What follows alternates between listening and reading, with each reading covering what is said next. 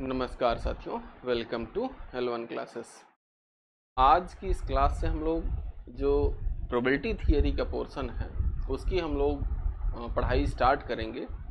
और आज की क्लास से हम लोग प्रोबेबिलिटी थियरी और उससे रिलेटेड जितने भी हमारे पास कंसेप्चुअल क्लियरिटीज़ हैं, जितने भी कंसेप्चुअल क्वेश्चंस रहेंगे, जितने भी टाइप के कंसेप्चुअल क्वेश्चंस आपके एग्ज़ाम में पूछे गए हैं, चाहे वो बीएससी का सेमेस्टर का एग्ज़ाम हो, चाहे वो इलाहाबाद यूनिवर्सिटी या बीएचयू का एग्ज़ाम हो, जितने भी टाइप के क्वेश्चंस पूछे गए हैं हम सभी पे चर्चा करेंगे और कोशिश करेंगे ये कि आपके हर टाइप के प्रश्न का आंसर दिया जाए इस क्लास के माध्यम से। ये क्लास इस तरीके से कुछ डिज़ाइन की गई है कि इस क्लास को ये सिलेबस पूरा कवर करने के बाद जो आपका कन्फ्यूजन है या जो आपको मतलब दिक्कतें परेशानियां प्रोबेबिलिटी थियरी में पढ़ने में आती हैं वो पूरी तरह से समाप्त हो जाएंगी, ऐसा हमारी टीम का दावा है। तो सबसे पहले हम लोग यहाँ पर देखेंगे कि सबसे पहले हम आपको ये इन्फॉर्म कर दें कि ये कुछ क्लासेस मतलब यूट्यूब पे रहेंगी। फिर उसके बाद इसका जो टोटल कोर्स है, जो पूरा कोर्स है, वो L1 क्लासेस का जो ऐप है उस पर आपको मिलेगा। और उसमें बीएससी का बीएससी का जो सिलेबस है, चाहे वो इलाहाबाद यूनिवर्सिटी का हो या सेंट्रल यूनिवर्सिटीज़ का हो, मतलब ये कहने का जहाँ पे अभी न्यू एजुकेशन पॉलिसी नहीं लागू है, चाहे वहाँ के सिलेबस हो या न्यू एजुकेशन पॉलिसी के सिलेबस हो, स्टेट और सेंट्रल यूनिवर्सिटीज़ में अलग अलग तरीके से डिवाइड कर दिया गया है सिलेबस। जो क्लासेस जहाँ की होंगी वहाँ पे पढ़ जाएंगी। और इसके अतिरिक्त अगर किसी यूनिवर्सिटी में, पूरे भारत की किसी भी यूनिवर्सिटी में अगर कुछ एक्स्ट्रा सिलेबस है, जो सिलेबस हम कवर करेंगे प्रोबेबिलिटी थियरी में भी इसका डिस्कशन भी करेंगे, इस सिलेबस के अलावा अगर कोई भी आपको कन्फ्यूजन है कहीं से भी, पूरे भारत की कोई भी यूनिवर्सिटी हो, अगर वहाँ पे आपको कुछ भी प्रोबेबिलिटी थियरी में या उससे रिलेटेड जो टॉपिक हम लोग यहाँ पे पढ़ेंगे उसमें कहीं भी आपको कोई दिक्कत परेशानी है, कुछ आपको उसमें एक्स्ट्रा चीज़ें पढ़नी हैं, तो आप उसको हमें मैसेज कीजिए टेलीग्राम या फिर इंस्टाग्राम या फेसबुक या फिर जितने भी अब सोशल मीडिया हैंडल हैं वहाँ पर L1 क्लासेस ने अपने अकाउंट बनाए हुए हैं और वहाँ पर आप हमें इन्फॉर्मेशन दीजिए और वो सारी चीज़ें आपको यूट्यूब पर फ्री ऑफ कॉस्ट प्रोवाइड की जाएंगी।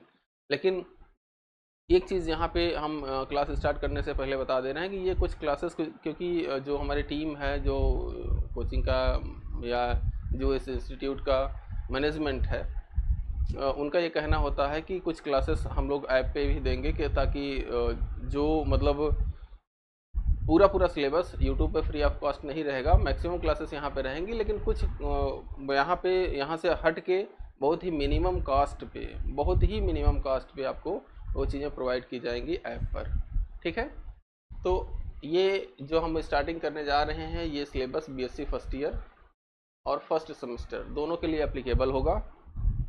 और ये सिलेबस चाहे जहाँ पे आप स्टेट या सेंट्रल यूनिवर्सिटी में पढ़ रहे हैं, जो प्रोबेबिलिटी थियरी का टॉपिक वाइज, ध्यान दीजिएगा, टॉपिक वाइज आपके पोर्शन जो क्लासेस हैं या जो इससे रिलेटेड जो हमारे पास मैटर्स हैं, टॉपिक वाइज आपको दिए जाएंगे ताकि आपको कहीं पर ये कन्फ्यूजन ना हो। जैसे प्रोबेबिलिटी थियरी हम स्टार्ट करेंगे तो जो टॉपिक स्टार्ट करेंगे वो अगले 2-3 क्लासेस में या जितने भी क्लासेस पॉसिबल होंगी उतने में वो टॉपिक पूरा कराया जाएगा। और उसके साथ वो चीज़ें जो स्टेट यूनिवर्सिटी या सेंट्रल यूनिवर्सिटी का जो सेक्शन है ऐप पर, उसमें वो सिलेबस या वो क्लासेस डाल दी जाएंगी। और इससे रिलेटेड जो पीडीएफ है, पीडीएफ के लिए हम आपको बता दें कि यहाँ पे आपको L1 क्लासेस का ये टेलीग्राम का ग्रुप है, इसमें पीडीएफ डाल दिए जाएंगे। और जो पेड कोर्सेज़ के पीडीएफ रहेंगे उसमें देखेंगे जो सेक्शन बना होता है, जब आप L1 क्लासेस का ऐप इंस्टॉल करेंगे तो उसमें जिस भी सेक्शन में आप सपोज करिए कि बीएससी के सिलेबस में जा रहे हैं, तो बीएससी के सिलेबस में यहाँ पे इस तरीके से आइकन बने हुए हैं। यहाँ पे डेमो क्लास है। डेमो क्लास में क्या है कि आपको जो डेमो क्लासेस हैं, 2-3 मैक्सिमम 3 क्लासेस ऐप की ये पॉलिसी है, या ऐप में रिस्ट्रिक्शन है कि 2 या 3 क्लासेस से ज़्यादा डेमो क्लासेस में नहीं डाली जा सकती। फिर इसके बाद यहाँ पे देखेंगे तो एक यहाँ पे लेक्चर का पोर्शन है, लाइव क्लासेस हैं, और उसके साथ साथ यहाँ पर देखेंगे तो यहाँ पर जैसे देखेंगे तो प्रैक्टिस सेट है।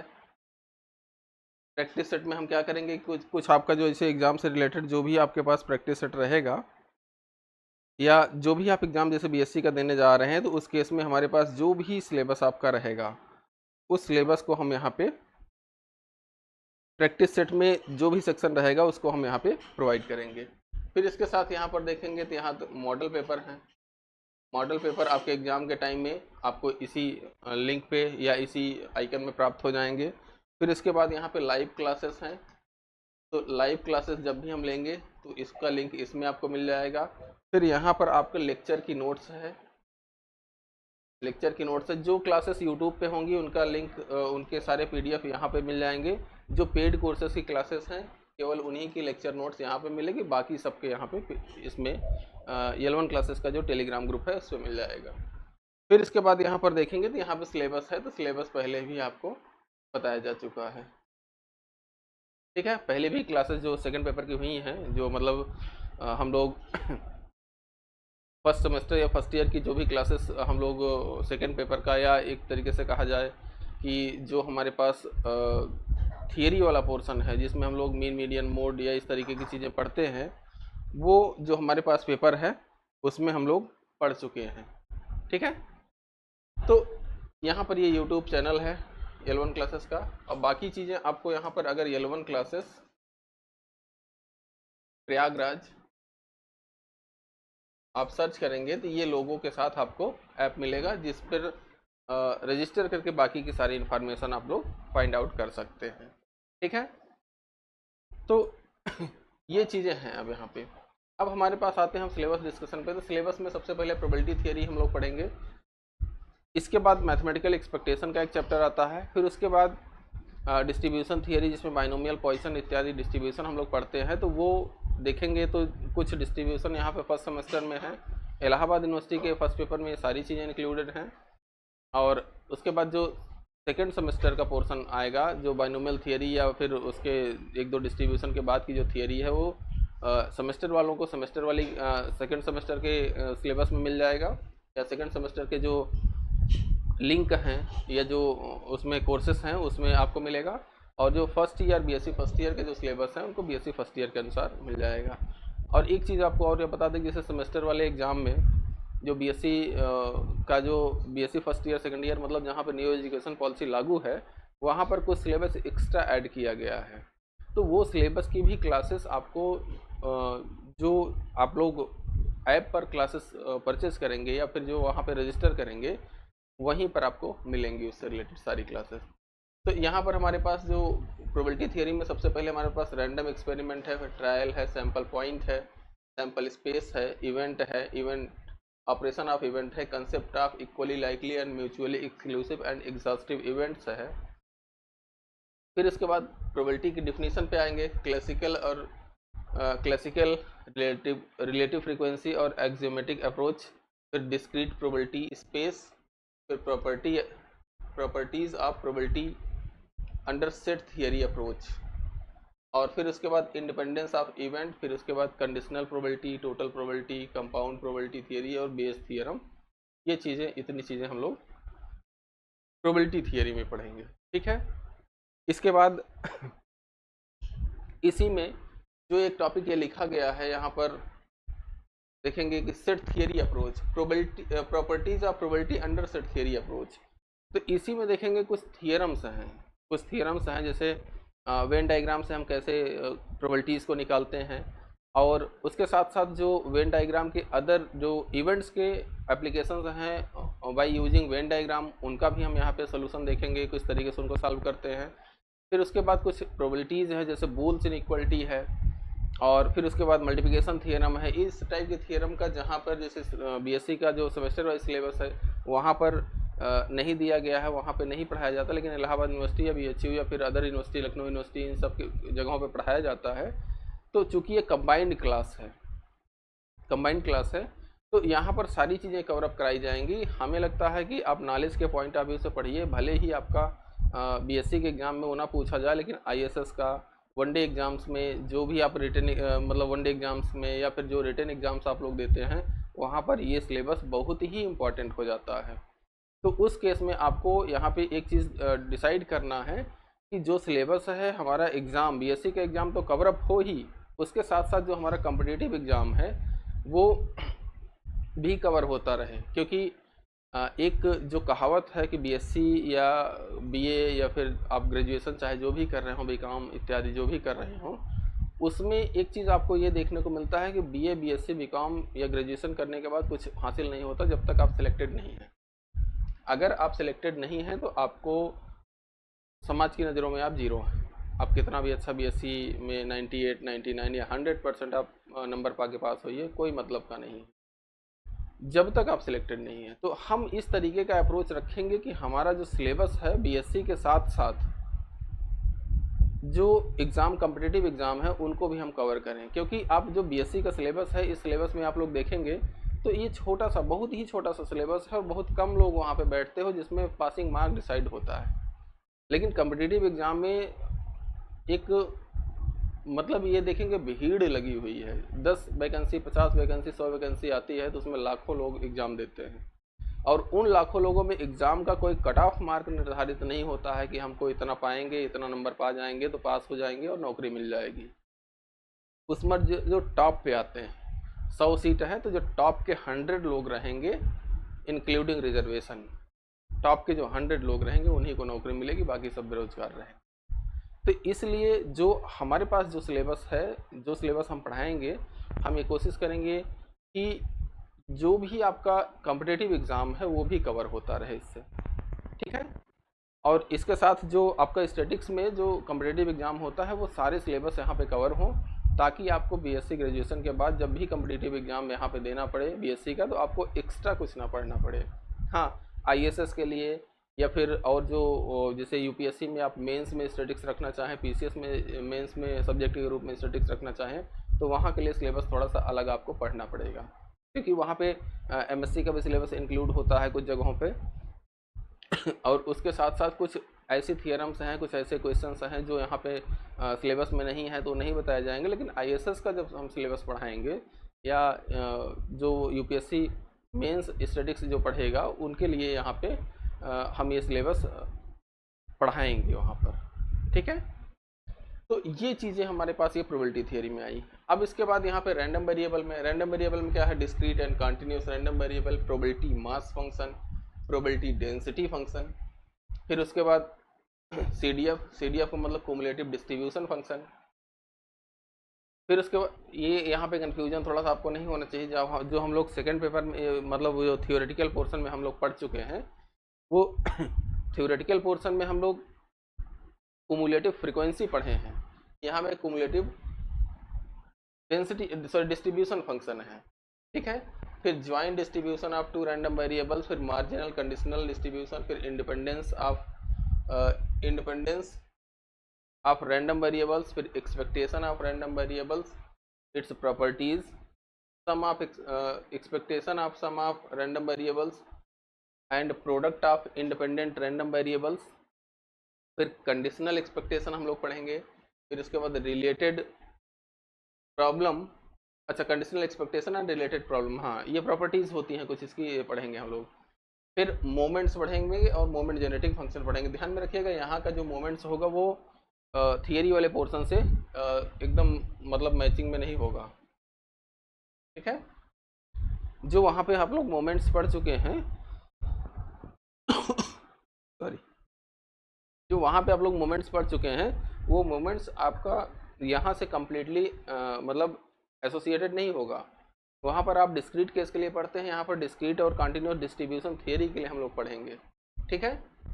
और फिर इसके बाद यहाँ पर और इसकी प्रॉपर्टीज़, मोमेंट जनरेटिंग फंक्शन और इसकी प्रॉपर्टीज़, जिसमें मोमेंट जनरेटिंग फंक्शन की एक प्रॉपर्टी सबसे होती है कि यूनिकनेस प्रॉपर्टी, कि किसी भी डिस्ट्रीब्यूशन का अगर एमजीएफ एग्जिस्ट कर रहा है तो उसके करस्पॉन्डिंग आपके पास एक पीडीएफ या पीएमएफ जरूर होगा। लेकिन इसका अपोजिट मतलब सही नहीं होता। मतलब ये कहने का कि अगर किसी भी डिस्ट्रीब्यूशन का अगर पीडीएफ या पीएमएफ एग्जिस्ट कर रहा है तो ज़रूरी नहीं उसका मोमेंट जनरेटिंग फंक्शन एग्जिस्ट करे, ठीक है। तो ये इसकी बहुत ही चर्चित प्रॉपर्टी होती है और ये बहुत एग्जाम में पूछी जाती है। फिर इसके बाद continuity theorem for MGF without proof, एक थियरम भी है इसकी। फिर चेबीशेव इनइक्वालिटी, ठीक है।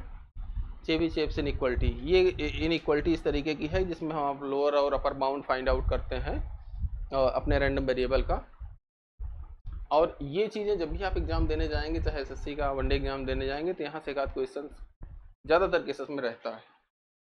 ठीक है, तो अब हम लोग यहाँ पे जो सिलेबस डिस्कशन किए हैं, इस सिलेबस डिस्कशन के बाद हम जो तरीका जिस तरीके से हम लोग पढ़ने वाले हैं, सबसे पहले हम मानते हैं कि इंटर में आप लोग थोड़ी बहुत सेट थियरी, थोड़ा बहुत प्रोबेबिलिटी थियरी, थोड़ा बहुत कॉम्बिनेशन परमुटेशन क्या होता है, ये चीज़ें पढ़ चुके होंगे। फिर भी हम एक रिवीजन पॉइंट ऑफ व्यू से 1 या 2 क्लासेस में सबसे पहले इन्हीं चीज़ों को हम पढ़ाते हैं। ठीक है, अगर आप लोग पढ़ चुके हैं, आपको विश्वास है, तो आगे का पोर्शन स्किप कर सकते हैं। और अगर आपको लगता है कि सेट थियरी या प्रोबेबिलिटी थियरी में थोड़ा भी जो है मतलब हमें कन्फ्यूजन है, कुछ भी कन्फ्यूजन है, तो उस कन्फ्यूजन को 100% यहाँ पे रिमूव करेंगे हम। ठीक है, इसलिए ये आगे की 1-2 क्लासेस जो सेट थियरी पे होने वाली हैं, उनको अच्छे से देखिएगा, क्योंकि यही सेट थियरी आगे आपको, ये सेट थियरी अगर आपको अच्छे से समझ में आ गई, तो आपको हम गारंटी देते हैं कि लिमिट निकालने में, पूरी प्रोबेबिलिटी में, चाहे आप बीएससी से लेकर एमएससी पीएचडी आप चाहे जहाँ चले जाएं, लिमिट निकालने में आपको कहीं कोई प्रॉब्लम नहीं आने वाली है। ठीक है, तो ये मतलब प्रोबेबिलिटी थियरी का हमारे पास जो आइडिया है, जो हमारे पास क्राइटेरिया है, इसको हम इस तरीके से पढ़ेंगे यहाँ पर। ठीक है, तो यहाँ पर देखेंगे ये हमारा सिलेबस हो गया। अब इसके बाद हम लोग यहाँ पे थोड़ी सी सेट थियरी के बारे में हम लोग चर्चा पर चर्चा करते हैं। ठीक है, तो सेट थियरी में सबसे पहले जो हमारे पास होता है, यहाँ पर हम लिखेंगे सेट थियरी। सेट थियरी में सबसे पहला जो हमारा सबसे मेन पॉइंट होता है, उसको कहते हैं हम यूनिवर्सल सेट। यूनिवर्सल सेट, तो यहाँ पर यूनिवर्सल सेट की हम बात करेंगे पहले। यूनिवर्सल सेट क्या होता है कि जो हमारे पास जितने भी हमारे पास ऑब्जर्वेशन पॉसिबल हैं उस क्वेश्चन से रिलेटेड, या जो हमारे पास कंडीशन दी गई है, उन सभी का कलेक्शन जो होता है वो हमारा यूनिवर्सल सेट होता है। ठीक है, जैसे कह दिया जाए कि एक हमारे पास रैंडम वेरिएबल जिसका डिस्ट्रीब्यूशन 1 से 100 तक है, वो उसमें नेचुरल नंबर है, रियल नंबर है, किस तरीके के नंबर है वो उसमें डिफाइन करेगा। तो अब इस केस में हमारे पास जब भी इस तरीके का केस आए, तो हमारे पास 1 to 100 जो नंबर्स होंगे, चाहे वो रियल नंबर हो, नेचुरल नंबर हो, जिस तरीके से हैं, उनका कलेक्शन हमारा यूनिवर्सल सेट कहलाएगा। ठीक है, यूनिवर्सल सेट का मतलब हो गया कि collection of all the points related to our problem. ठीक है, तो यहाँ पर सबसे पहले हम यही लिखेंगे कि the collection of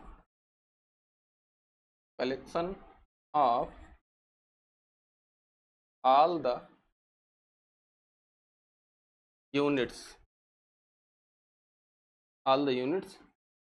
which are related to our problem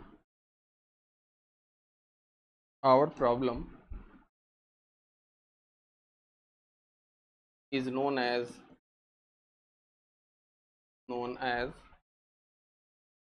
universal set. ठीक है, it is denoted by you. Normally हम इसको यू से डिनोट कर देते हैं, और ध्यान में रखिएगा, इसको इस तरीके से समझिए कि यही चीज़ आगे आपका चल के सैंपल स्पेस होने वाला है।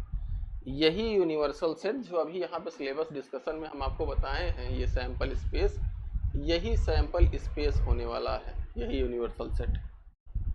यहाँ पर हम लोग इसीलिए कह रहे हैं कि सेट थियरी और प्रोबेबिलिटी थियरी में कोरिलेशन बैठाइएगा, कि अगर आपको दोनों थियरीज में कोरिलेशन समझ में आ गया, तो आपको कोई भी दिक्कत नहीं होने वाली है सेट थियरी या प्रोबेबिलिटी थियरी में।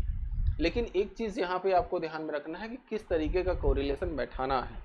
यूनिवर्सल सेट का मतलब collection of all the units related to our problem, और यहाँ पे सेट थियरी में जब प्रोबेबिलिटी थियरी पढ़ेंगे तो वहाँ पर हम आपको ये बताएंगे कि sample space is the collection of all the outcomes of our experiment. जो हमारे पास एक्सपेरिमेंट वहाँ पे परफॉर्म किया जा रहा है, मतलब जो भी हमारे पास प्रॉब्लम है उसका जितना भी आउटकम हो सकता है, जितना उसमें नंबर आ सकता है, जो भी हमारा नंबर रहेगा वो हमारा सैंपल स्पेस कहलाएगा वहाँ पर। ठीक है, तो ये चीजें आप लोगों को यहाँ पे ध्यान में रखनी है कि हमें किस तरीके से पढ़ना है। अब इसके बाद यहाँ पर यूनिवर्सल सेट हो गया। अब इसके बाद जो इवेंट होते हैं या जिनको हम नॉर्मल सेट कहते हैं, वो क्या होते हैं, यूनिवर्सल सेट के हमारे सबसेट होते हैं या उससे इतर भी कुछ हो सकते हैं। ठीक है, लेकिन हमारे पास जो इतर होंगे तो उनका हम क्वेश्चंस बाद में देखेंगे, लेकिन हमारे पास जो यूनिवर्सल सेट है उस यूनिवर्सल सेट से ही रिलेटेड हम कुछ एक आध क्वेश्चन पहले करते हैं कि यहाँ पे इंटरसेक्शन, यूनियन या इनका कॉम्प्लीमेंट किस तरीके से हम लोग निकालते हैं। तो यहाँ पर एक क्वेश्चन हम लोग लिखेंगे। सबसे पहले क्वेश्चन है कि द यूनिवर्सल सेट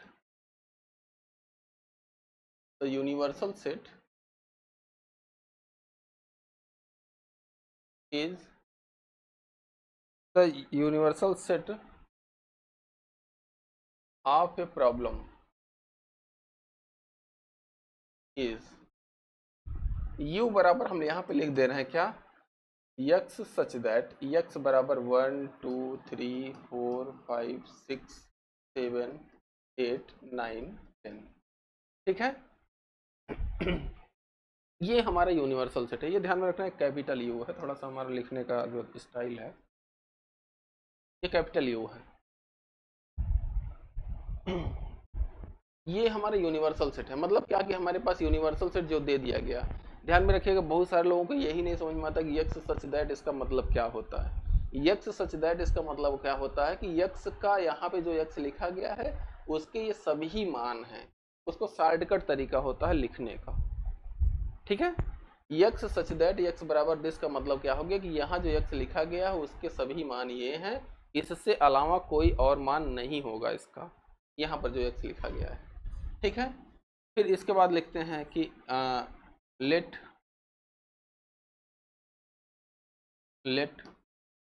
कोई इवेंट ए बराबर हम लिख देते हैं 1 2 3। ठीक है, कोई इवेंट फिर बी लिख देते हैं कि 2 3 4। कुछ इस तरीके से लिख देते हैं, जरूरी नहीं या ऐसा लिख दीजिए, एक नंबर यहाँ पे ये लिख देते हैं, नहीं आप लोग कहेंगे कि ये सीरियल में ही क्यों ले रहे हैं। 2 3 6।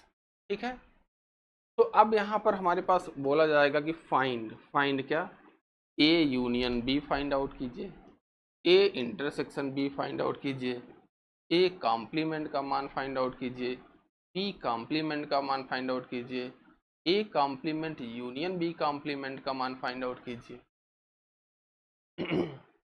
ठीक है, इसी तरीके से जो भी इसमें और भी चीज़ें पूछी रहेंगी उसको हम यहाँ पे फाइंड आउट करेंगे।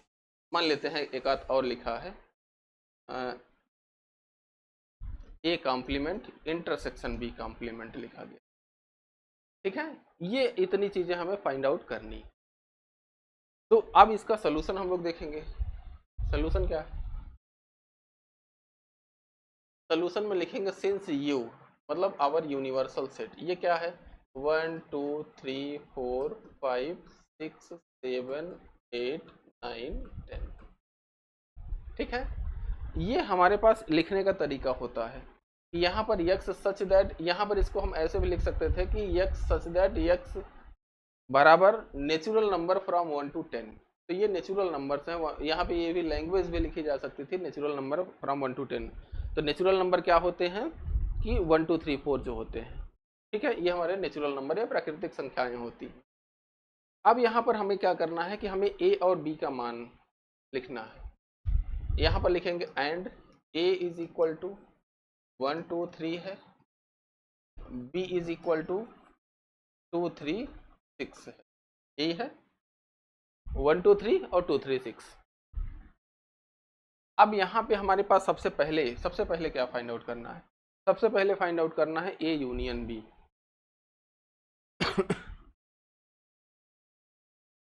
ए यूनियन बी का मतलब होता है यहाँ पे, ए यूनियन बी का मतलब होता है कि यहाँ पे ए में और बी में जो एलिमेंट हैं वो सभी एलिमेंट आएंगे, बशर्ते वो एलिमेंट यूनिवर्सल सेट में हमारे पास होने चाहिए।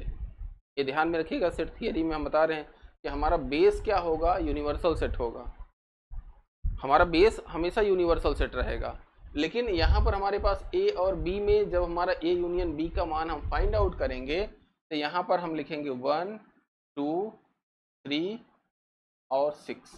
ठीक है, जो ए में है वो तो आएगा, जो बी में है वो भी यहाँ पे आएगा। इसको कहते हैं हमारा यूनियन। यूनियन का मतलब प्रोबेबिलिटी थियरी में एडिशन होता है, जोड़ना होता है। तो यहाँ पर जो चीजें हैं उन दोनों का जोड़कर एक साथ एक कलेक्शन यहाँ पे हम लिख रहे हैं। जोड़ कर लिख रहे हैं, इसका मतलब ये नहीं कि नंबर से डिजिट जोड़ दीजिए।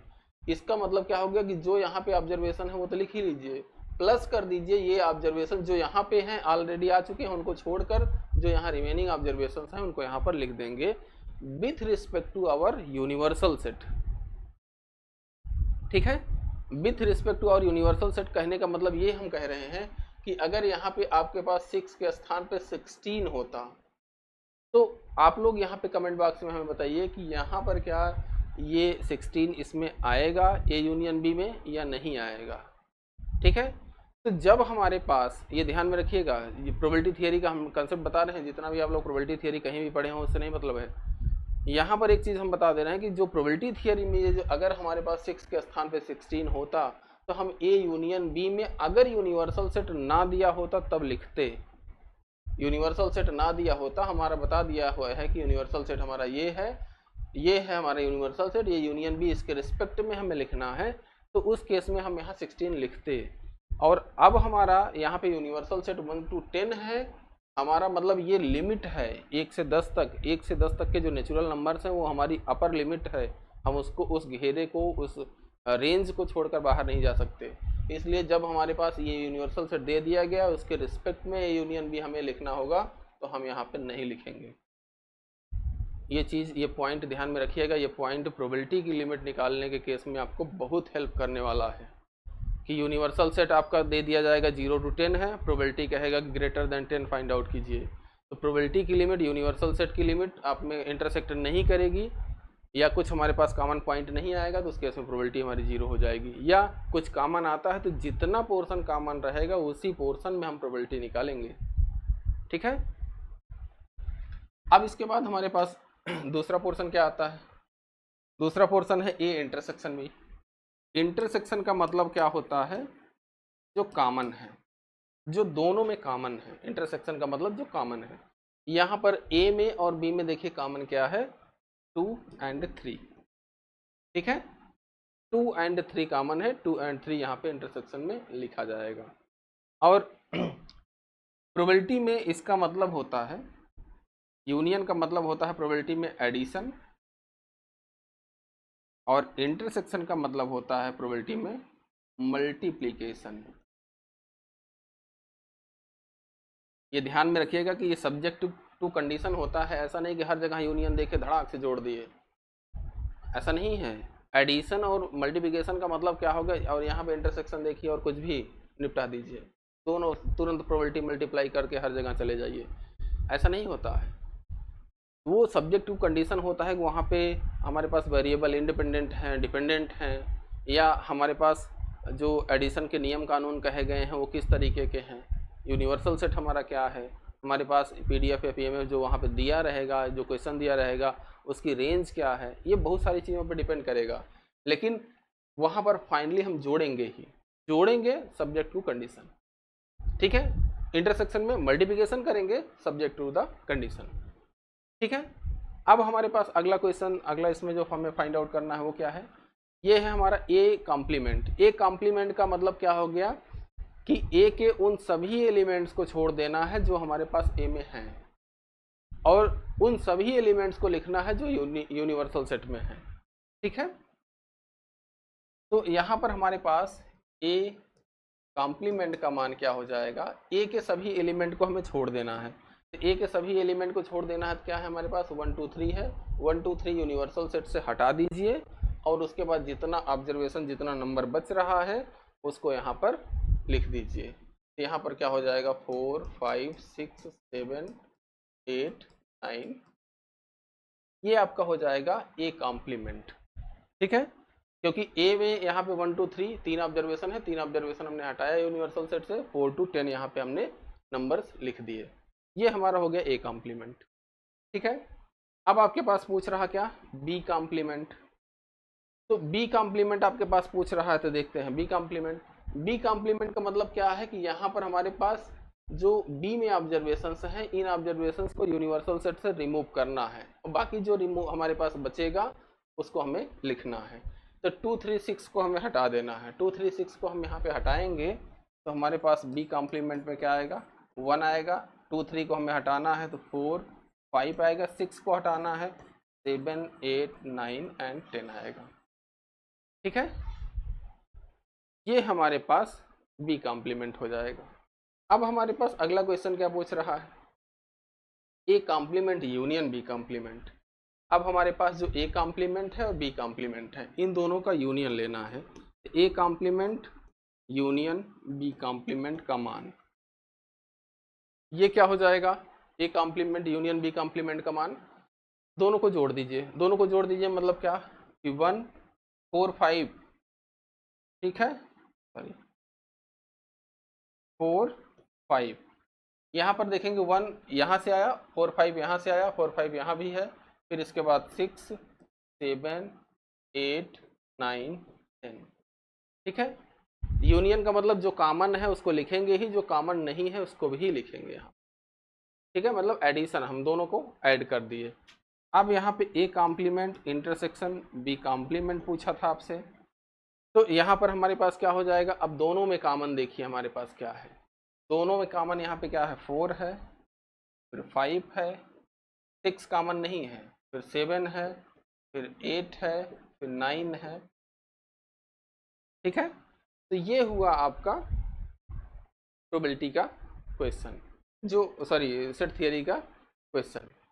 यहाँ पे जो आपसे पूछा था वो सारी चीज़ें हम लोग फाइंड आउट कर लिए। ठीक है, हाँ सारी चीज़ें फाइंड आउट कर लिए। अब इसी पर बेस्ड हम आपको एक क्वेश्चन होमवर्क दे रहे हैं। क्वेश्चन है लेट यू मतलब यूनिवर्सल सेट 1 2 to 15। ठीक है, ए का मान हमारे पास है 1 to 9, बी का मान है हमारे पास 2 9 11 एंड 16। ध्यान में रखिएगा 16 लिख रहे हैं, हम जान रहे हैं कितना क्या लिख रहे हैं। अब आपको यहाँ पे फाइंड करना है A complement B complement, A union B, A intersection B, A complement intersection B complement, A complement union B complement. ठीक है, जो चीज़ें हम लोग फाइंड आउट किए हैं वही चीज़ें आपको फाइंड आउट करनी है, बस यहाँ पे थोड़ा सा नंबर्स अलग हैं। ठीक है, तो आज की क्लास हम यहीं पे रोकते हैं। बाकी आपको जो भी आपको क्वेरीज जो समस्याएं होंगी, ये हमारा लिंक यूट्यूब का, ये टेलीग्राम का, ये नंबर है, इस पे आप संपर्क करिए। और बाकी कोई भी इन्फॉर्मेशन आपको चाहिए हो क्लास से रिलेटेड, किसी भी अदर सब्जेक्ट से रिलेटेड, किसी भी अदर कोर्स से रिलेटेड, तो इस नंबर पे आप कॉल कर सकते हैं, संपर्क कर सकते हैं। और आज की क्लास के लिए बस इतना ही। Thank you for this class, have a nice day.